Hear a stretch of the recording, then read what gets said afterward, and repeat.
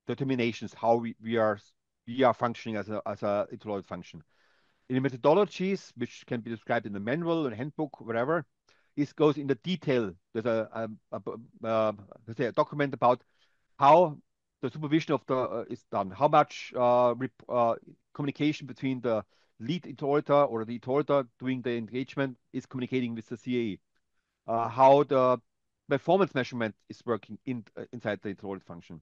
There's also some methodologies how to do an engagement risk assessment, for example. It does not always have to say for every topic a certain document. It has to be described somehow. It has to be set by the CAE because that's his or her responsibility to set these methodologies to make clear how the authority function is doing. The staff members in your function have to do their job internally. Of Thank course, you. it's also basis for that is the mandate, the charter, and then methodology. It's also, let's say, it's going even almost more into details in the operative level. Thank you, Hans-Peter. And another question from Ebru Oydak asks you give some examples for performance metrics for internal audit function. The $1,000 question. Uh, that's it. First of all, it's always easier to have bad metrics, let's say. That's because there's easier examples. The bad metrics would be, for example, okay, you have to have a minimum number of findings per report. That's easy to measure, also easy to achieve because you can split up findings. Sorry, you can make one finding into 10 findings very easily. Their authors are creative enough. But is this really a good metrics for your performance? There are different possibilities. The general advice I can give is basically keep it to a beginning at least a smaller number and make good metrics that really help and support you. It depends, of course, what is your strategic plan? What are your objectives? And you have an objective, for example, I have in my function is we have every year assessment by external auditors. You have to assess it because of legal requirements, our performance every year. It's 4 is perfect, 3 is still good, 2 and 1 not good anymore, and improvement necessary. We have a performance set, actually a goal set from our board that we have to get the best mark available every year. And that's easy to measure, of course, because but you are in the hands of the UX and auditors. That's for me, it's as a function, it's a measurement how we are performing. Are we fulfilling all the tasks set us by law and internal regulations to satisfy our external auditors in the end? That's it. That's for me, but it's easier maybe because we have something like that. But we also can have, let's say, a very easy one is how much you fulfill your audit plan. Uh, or you have, if there's a changes necessary, for example, then that they are, let's say, done in the timing that still in the end you have maybe a changed audit plan fulfilled. It's I saw some articles in audit newspaper periodicals about performance metrics, KPIs. I'm not 100% happy with all of them, so it's hard to define them generally. But I would advise simply go to your objectives. What is required from you, and how to measure this objective. If you have, for example, a requirement to have to do certain tasks in a certain period of time, that could be a metrics. So but keep it to a smaller number, not too many of them, because most probably not all of them will be good for you or not really useful. Because in the end, you measured as a close function by them, by the board, and also the EQA. There's something in preparation for my global guidance document on this topic, which should come out soon. No promises for dates because that's not really sure yet. But there will be some come out there, which is a guidance paper on this topic, and will give you some more guidance there. So I can refer you to this document which is coming out hopefully soon, because that's a topic for many people, to be honest, and that's a challenge, one of the main challenges for us. Thank you, Hans-Peter. And there's another question from Turkey, Ersin Bulut. He mentioned there are single-person internal audit units in Turkey, Yeah, such as yeah, those consisting only the chief audit executive. yeah, Is there any facilitation or advice provided for the compliance with the standards for single-person audit yeah. units? That's the issue of the small audit jobs. That's say, an old battle of, with standards and conformance and small audit jobs. So of course, so in my country, we had the 85% of the audit functions have maximum three persons.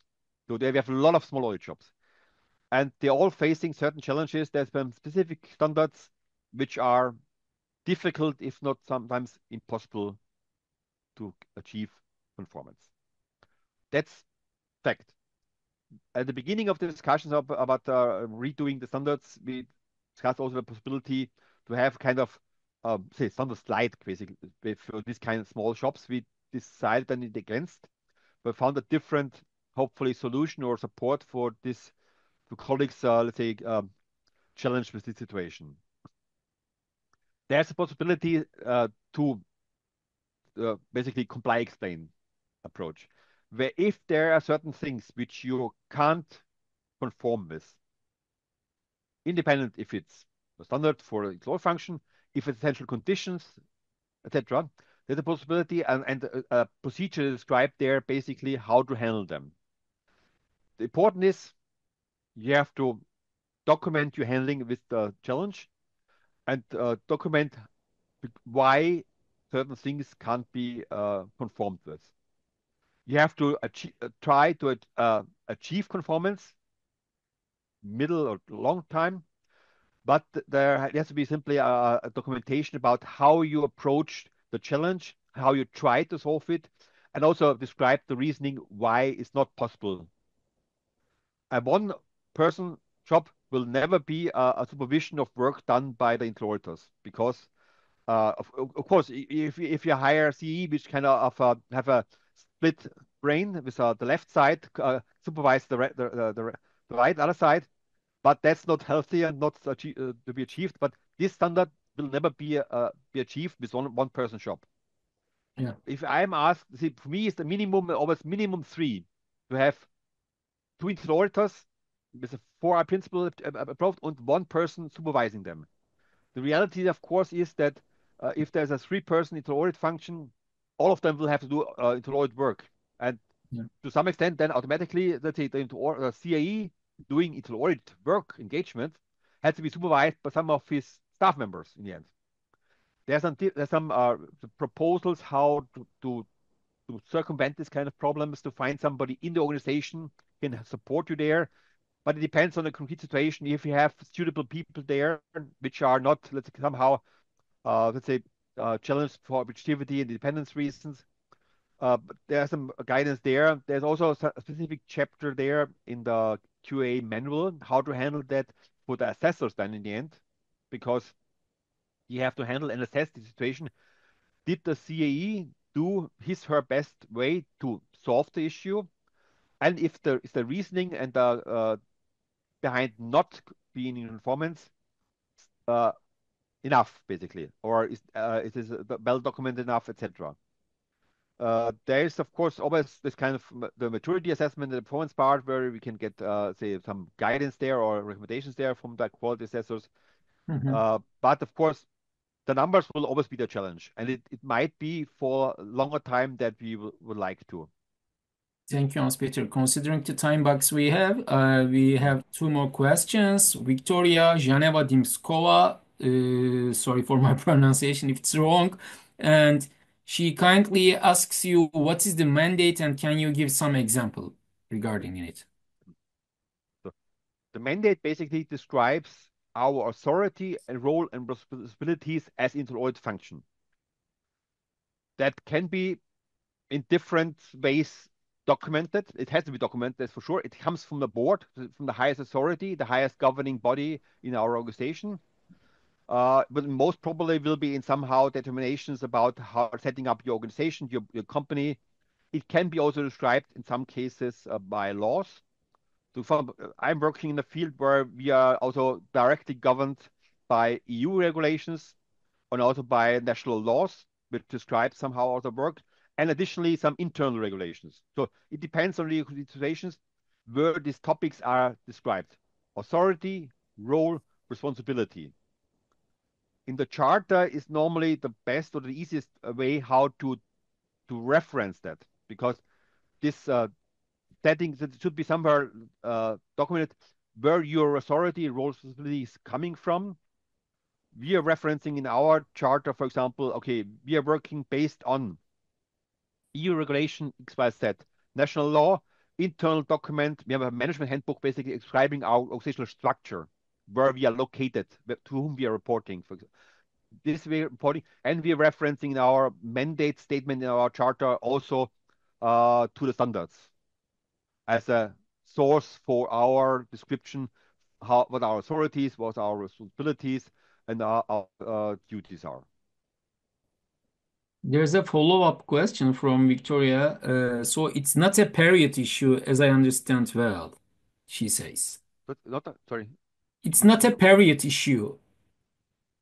I think it's not just a, the mandate. I don't know, maybe she can write again in a way that we can easily understand. Okay, I'm not And sure if sorry, if I done it correctly, because I can't see the questions itself.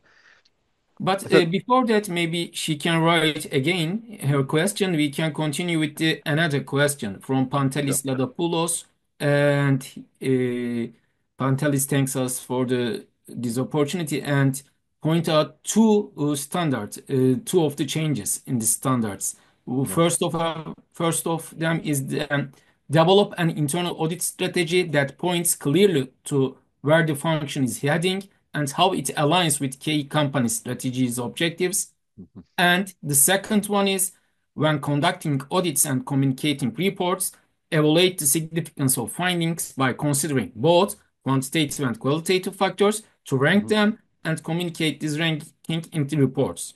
Mhm. So Pantelis asks to elaborate on those two areas, giving examples of Sure. conformance that grasps the essence that lies in Sure. these requirements.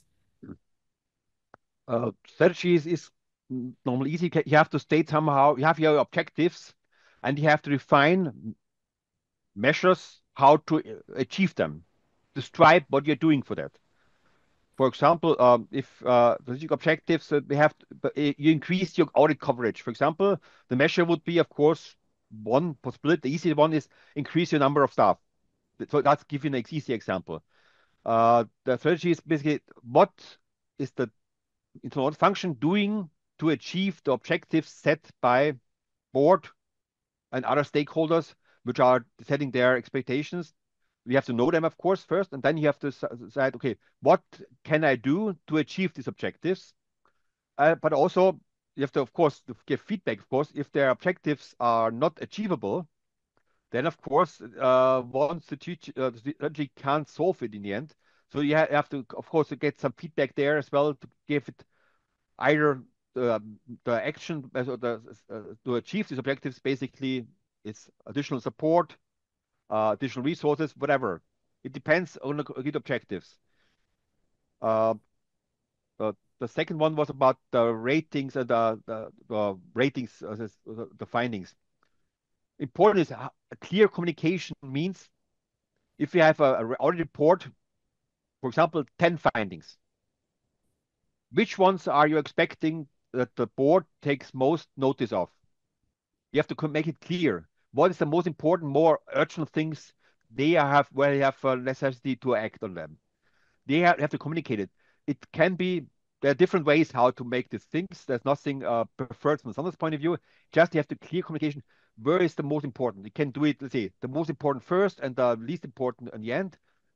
Whatever you, or you can do it with let's say, a traffic light system or a mark system, whatever it is. Just you have to clear communication to make it to the recipient of your report. What is most important? We're doing it sometimes in our reports. For example, we have some management summary, which is in the beginning is should be most a half a page, where the most important things are mentioned there, the details then later in the part. This kind of way you can communicate, okay, what's are the most important parts? Of course, there's not always easy ranking that that's not necessarily that okay, this is 1.1, therefore it's more important than the 1.2. So it depends on the, yeah, that's also most important, but it's important that you get it across. Where is the urgent need for acting, and what is, let's say, less urgent? That this kind of information you have to bring it over to your recipients of your report in a way that it achieves the target audience in the end, because it depends sometimes how your target audience wants to get this information. I know colleagues, they are only the board only receives the management summary and not the rest. Some have very detailed reporting because their recipients want to have it this way. However they want to have it, you have to make sure that the most important message you have to get across to the right people. Sometimes you have to write different documents, for example, or different reports. Sometimes you're just reporting the let's say the threatening things for the organization, and the rest they don't care about much, unfortunately. But that sometimes it is as it is. So important is, depending on the target audience, get the message across, which is most important based on your judgment from your findings. Okay, thank you, Hans Peter. And Victoria just explained her question again. Yeah. She says in our regulation, mandate is a defined period of time, for example, 2 years or Okay. 4 years. But for internal audit, chief audit executive, it was not required. So she asks, is the mandate in the new standards connected with the period of time or needed to be explained only with the points you already mentioned? Okay. The mandate, the audit mandate is only in the context of standards to be understood. It's nothing about time periods, etc. This has nothing to do. It's the same term used, at least in English, maybe also in other languages, but that's a different story about translations. So therefore, important, take the glossary, and the glossary state what mandate means in the context of the standards. There's nothing about okay, you only have allowed to be 5 years as CAE or something else, or Thank you're you. only appointed for 3 years, whatever. That's not that thing. The mandate is about the function. What is the mandate of the function? About the authority, role, responsibilities of the function. That's described in an internal audit mandate, and nothing Mhm. about timeframes. Thank you. One of our attendees asked your background team. Maybe you can share us later. I don't know. What They just background? like your team, background team. Also, okay. Oh, that's something the IAA Global provides for standard members for their presentations. That we're using this, let's say, to promote the standards, basically. Okay, and the last question for this session, and we have only about 15 minutes in our time box. In the public sector, there is no CEO or directors. For instance, the highest executive is the ministers in the public sector. Yeah, yeah. So, in this structure, Zeynep Akgül asks you evaluate the internal auditors reporting to one of the deputy ministers instead of the minister. Is that compliant with the standard? Okay, that's the old question. Let's say reporting to the CEO or the CFO. So we have to start. It's Correct. similar. Very It's not similar. only public sector, and some public sector is very specific. I think in Austria we have a special seminar for internal auditing public sector in relation to standards, Mhm. and they have specific challenges. They are mentioned also in the standards, in the fundamentals, and also in the annex. In the end, there's a specific section about applying standards in the public sector. To this topic about to whom reporting, we have it in Austria, same situation sometimes. Uh, in the end, who can provide the essential conditions for the internal audit function? They are the board. Can be the minister itself. The minister, one person, is similar basically to a owner-led enterprise, where only person in top and deciding everything. This monocratic structure in public sector is similar. It's much more money involved and much more people involved, of course. But in the end, if it's one person on top, then it's this one person. If it's a deputy, let's say, is not ideal. If the Yeah. let's say the idea behind that's often the case if there's essential conditions, for example, are not achievable. But then you have to assess, of course, is there an alternative way not described in the standards or essential conditions, and achieves the basic idea, the principle behind it. In the end, which is comply and explain, the principle is always to be achieved. If it's a different way or or simply other uh, possibility to do it, it can be still be okay in the end during an EQA to be assessed as accordingly. So if there is a deputy minister, as it's not ideal, not 100% according to the domain 3, but sometimes one things you have to comply or explain. It Thank you, depends also on the Hans-Peter. situation, or if the person, how much, let's say, the minister itself, for example, is then informed. So if the information goes simply through this person without, say, filtering, let's say it politely, or changing, then it can still be okay in the end. So it might be simply a communication nexus in between where it goes through basically only. But if the information loop ends there, that might be a Mhm. different situation. So if minister doesn't get information from the deputy minister, for example, that's Yeah. something I'm not courageous enough to assess in a situation I don't know. Thank you. So this is our last 10 minutes. We there seems we have one another questions. Can we take the question, or you just want to proceed with the remaining part of your presentation since we have. Give me the question short, then I try to answer Okay, as far as okay. possible. So the question about the categorization of findings. So is there any change in that term? No, it's simply clearer stated there and strengthen the message. Do you have to distinguish between findings about their importance? That's something it's clearer there now, or more, say, forceful stated there. Is not really 100% new things because many Mhm. people did it already in the past according to the standards. It's simply more, let's say, it was increased the message. You have to differentiate your findings somehow and communicate these differences properly. Yeah. Thank you. That's all for this part. Yeah. So, okay. Soft skills. I think the second main topic for this Mhm. webinar here. There are certain things actually, especially in a domain 2 mentioned here, but I would try to stress here. One of the first one immediately is the honesty and professional courage.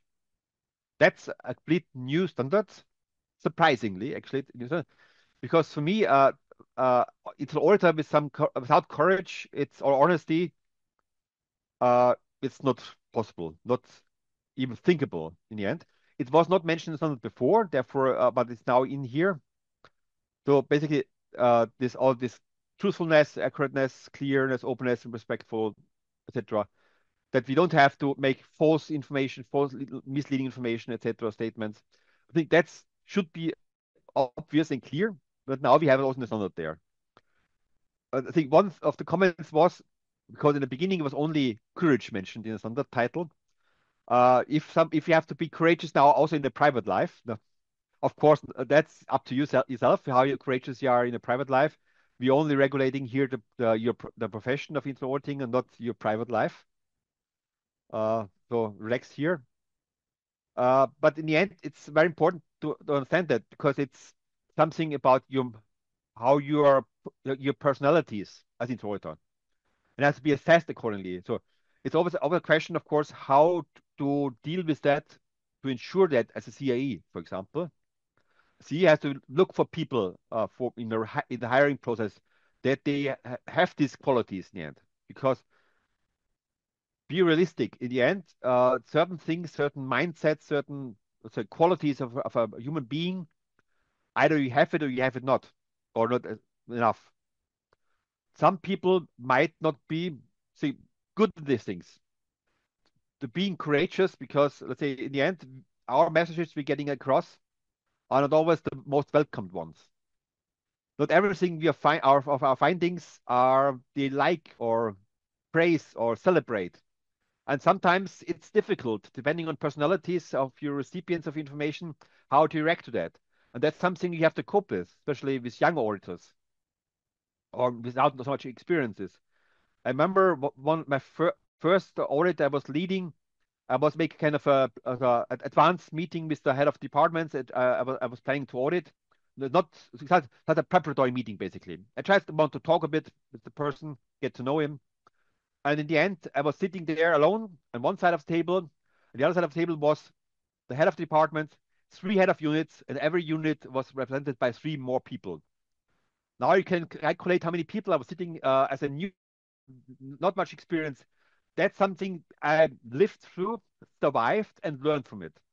Sometimes you have to be proven in this field that you have this kind of standing, that you are survived this and can deal with that. Not everybody can do it. Of course, the CE has to also support staff members there in this field that uh, that they can feel the possibility to speak truth to power. So there's a two side. First, of course, the staff has to have these qualities, and the CE has to look it in the hiring process and also doing supervision of the work of staff members to look for that. But also they have to be enabled by the CA to be able to be courageous. They have support in their activities, in their employing courage there. The second one, which is newest, is called professional skepticism. Also not yet before in the standard, but also for me a very crucial thing about critical thinking. Actually, there was already some seminars available for my global about critical thinking. I was wondering what they're teaching there, because I'm not sure if you can be really be good trained. There can be some possibilities in workshops how to deal with the situation, how to deal with certain about information and the information quality you're getting. But in the end, it's also kind of mindset you have to have. If you believe everything nobody tells you, so kind of naive personality maybe, that's you don't have this kind of quality. You have to be mindful that what the information you're getting across to check and and, and check that for accurateness, completeness, and that is not misleading. So this kind of how to ask questions based on information you're receiving, this kind of quality is shown there. Again, important for the CAE to find people who have these qualities and to support the staff members in exercising these qualities. Because in the end, you're basing your statements, your reporting, your communication of results of your engagements based on information you're receiving, and you are not questioning the accurateness, completeness, or consistency of information. You might make false reports, false communication, incomplete or misleading ones, and then it's up to you to, let's say, uh, be responsible for that. So be skeptical, whatever you're receiving information, and check it for additional information or question if you feel that they are not complete, not consistent, or even false and misleading. Communication is not only for the CAE very crucial thing. Communication is always, for me, for internal auditors, one of the most important and most used tools to have good communication skills to deal with, for the CE, with board, stakeholders, for auditors, with your counterparts in your audits, sometimes also with the SUE, for example. But of course, that's something it's important that you have this kind of possibility. This can be trained to some extent. So not everybody is, let's say, easy talker or easy to communicate, like small talks, etc. But something, this communication is very important during the engagements, of course, especially. So in my function, we have 5 basic trainings every new internal auditor has to go through, and one of them is about communication and interviewing skills. That's something, it can be somehow to a certain extent trained. It comes also with experience, but some minimum availability is there that we have to have kind of these communication skills to be able to talk to people, get information, sometimes depending on your counterparts. So for some people you have to communicate during the engagement, make say okay, close question, close question, close question to get the results. Sometimes it's easier to make open questions. This kind of depending on your how you understand your counterparts and adapt your communication techniques to this counterpart. For example, I found out simply that if you want to do an IT audit with IT people on the operative level, I have to talk to the head of the IT department, of the operational unit first, because they feel important then, and then it's okay. I talk to the people I really want to talk to. This kind of understanding how to communicate best, even if it takes you some extra time maybe, but then you get the information you really need for your audit engagement. This kind of, see, it comes with practice sometimes. Sometimes you can be trained in the beginning, but that's very important for your effectiveness of your engagements. And of course, the final engagement communication is, as said earlier before, shortly, that's not necessarily a written report anymore. There's nothing referencing to this. Every form of communication, which includes the findings and significance and prioritization, and some explanations for scope limitations and conclusions you achieved here, has to be there and has to be documented. That's much little more than standard to have only here on the slide at the beginning of it, but it always depends on your target audience in the end. And sometimes you have to take more time for or more text or more information to put together that make that your message across, depending on your counterparts in general or the concrete target audience. Sometimes we either report for different target audiences, for example. We have solved it. Okay, we have a small management summary, which is mainly for the board. And the more detail is more for the auditees directly. And everybody can read both sides, of course, for additional references. Sometimes it's well understood by auditees why we are writing this way. One head of department said, okay, whatever you're writing in your report in detail, in the beginning, in the management summary must stand, everything is okay. He understood very well that board members try to they have a lot of things to read, they have a lot of things to understand and getting across the information. And therefore, this management summary is important for them to know, okay, there are some minor things there, maybe not nothing serious. I don't have to read the rest. And that this person really understood. But of course, you have to get the important things across. Therefore, this kind of rating or assessment of your findings is important to get this part across in in final communication to the important parts of your organization, the board, where you have to act immediately. And the rest, the detailed technical part can be as well there, but that's something directed to a different audience, basically. So this kind of things is important to get across in a form, whatever works best for you. In my organization, they still love written reports. Fine.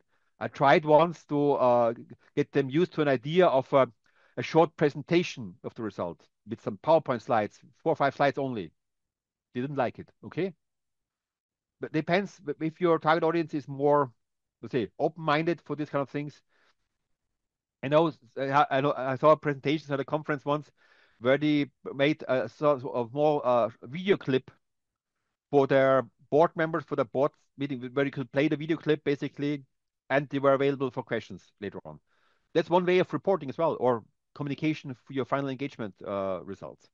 Depends on your target audience.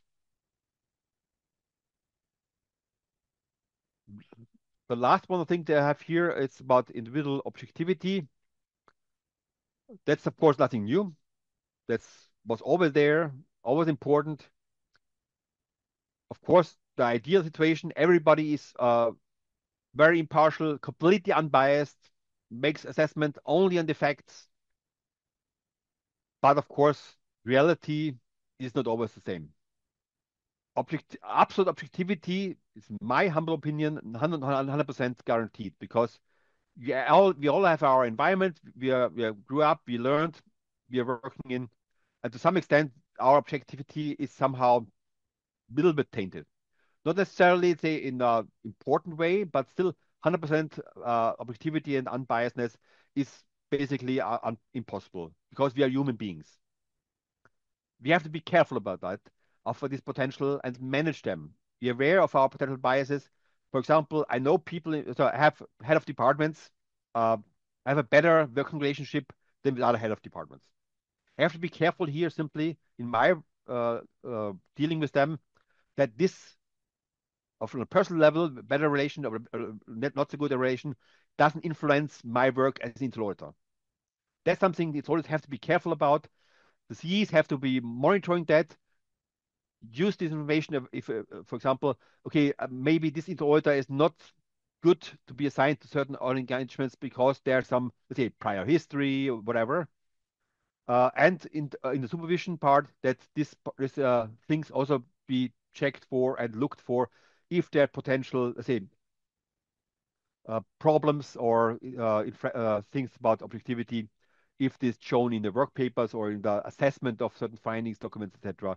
That's something, of course, also in the supervision part is the CE's responsibility to take care of, and also communicate it properly all the time. That also training can be an issue.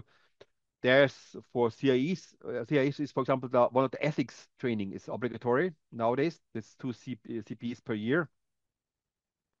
It is not required for all interlocutors. It's only strongly recommended in the standards now that they also get this kind of ethics training.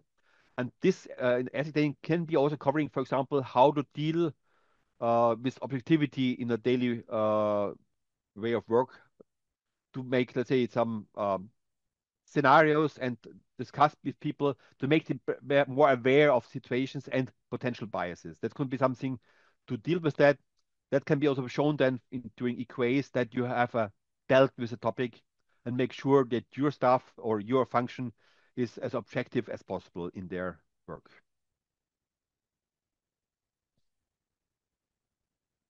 So I think we have a little bit over our original time box, but Mhm. if you have questions, please direct them to the Q&A area in the Zoom. Mhm. There is one from Burcu Ardaniç Aksoy. She mentioned there was a management risks acceptance statement on issues where a mutual agreement could not be maintained. Mhm. Is this practice still valid? She asks. If I'm remembering correctly, the thing is about the risk acceptance topics of risk internal auditing is coming up with in their engagements. There was, of course, in the end, it's the responsibility of the board to decide about risk acceptance. How much risk acceptance the organization, the company can take. That's still their task. Our task is about showing up these risks. There might be too much, or there's certain risks which they don't know yet or didn't accept yet.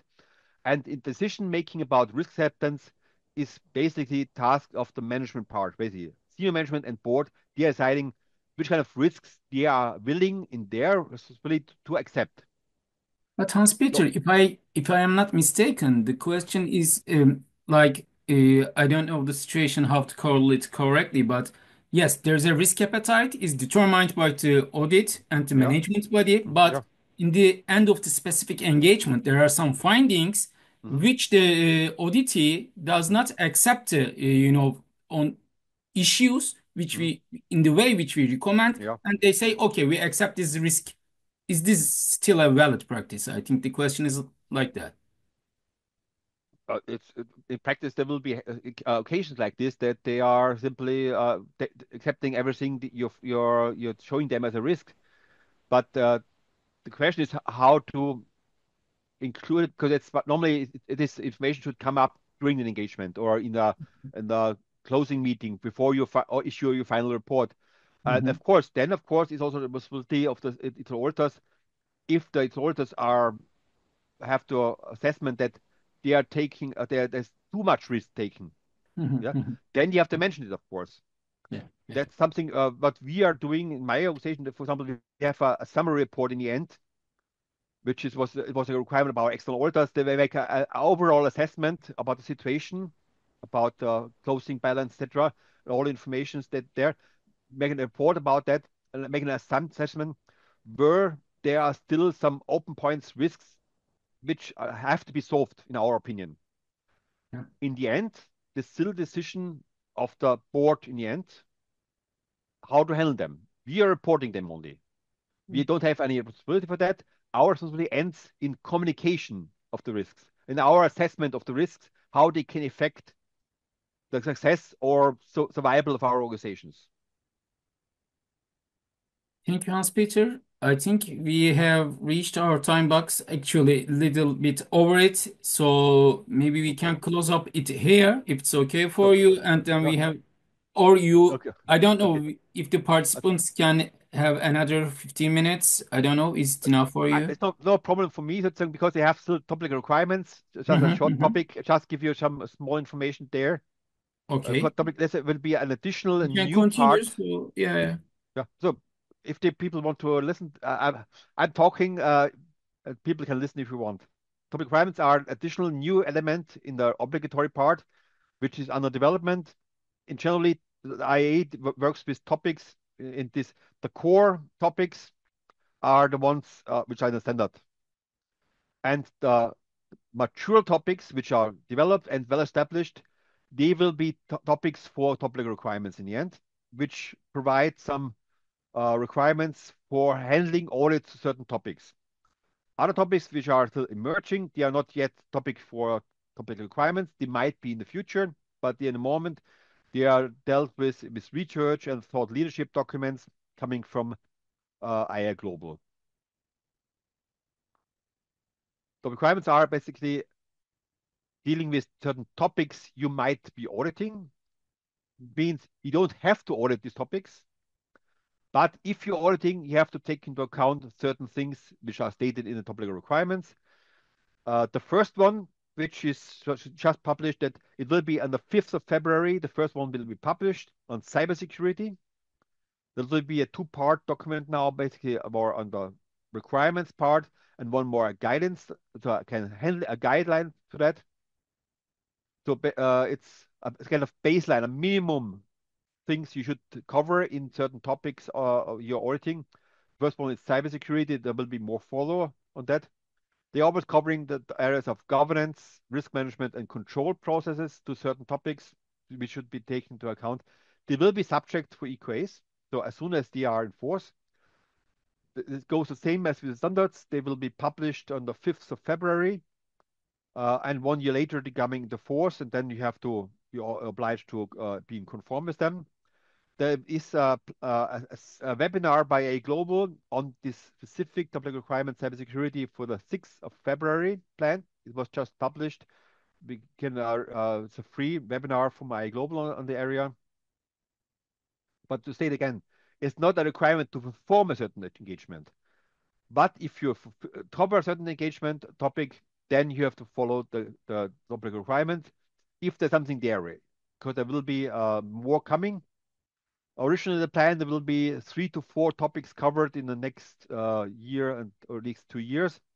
We have a certain number of topics which are planned to be covered. There might be some additions in the future, but that's still open for discussions and decision. That's the timeline as it is planned in the moment. That's open for change, of course. The cybersecurity is the 5th of February planned. There will be the next topic will be the third-party risk area, which should be for public comment in March. Similar one for culture in June, and in September for organizational resiliency. That's target dates. So it's not yet a fixed promise that it will be there, but that's the target planning for this for the next topics will be covered. And also some other topics which are under considerations, and that will go on in the next 2 3 years. Basically, to these kind of things will be developed, and as they're coming into force, they will be everybody will be obliged to conform with them if they're doing engagement certain topics. Of course, they are chosen the topics for their importance because there will be merely no internal auditing function in globally will which not deals with cybersecurity in some form or the other, because it's one of the major risks since many years in the different surveys and research papers. So, but risk, culture, all things are important worldwide. At some point, you will have to cover them in your audits. Just a short, say, sidestep for topic requirements because they are simply new. And Yeah, now, yeah. in next week, there's a publishment of the first one finally. So it took some time. The first one took more time because we also had established a process how to Yeah. evolve these things. The next one hopefully will be faster developed. Thank you, Hans-Peter. If there's any questions, we can take them in Mhm, the Q&A session on the Zoom. mhm. So if somebody has questions later on, here are my contact details where you can reach me. So feel free to reach out, or also to IA Global. They have a standard mailbox where you can members can state questions to standard. Mhm. So if you have something questions, raise them, and we're trying to answer the best as possible. Also, if especially if going to IA Global, because if you need some guidance materials on certain topics, raise the issue with IA Global, because if there's a need out there, we're trying to support to help you there to deliver guidance to certain topics, like the one for performance measurement. There's something in preparation in finalizing steps, but we need to know what you need as guidance. So therefore, we can come up with some ideas, our own, of course, but we might not cover the topics you need most or first. So please let us know what you need. Thank you, Hans-Peter. Thanks for this informative session and for your patience and generosity in answering all the questions.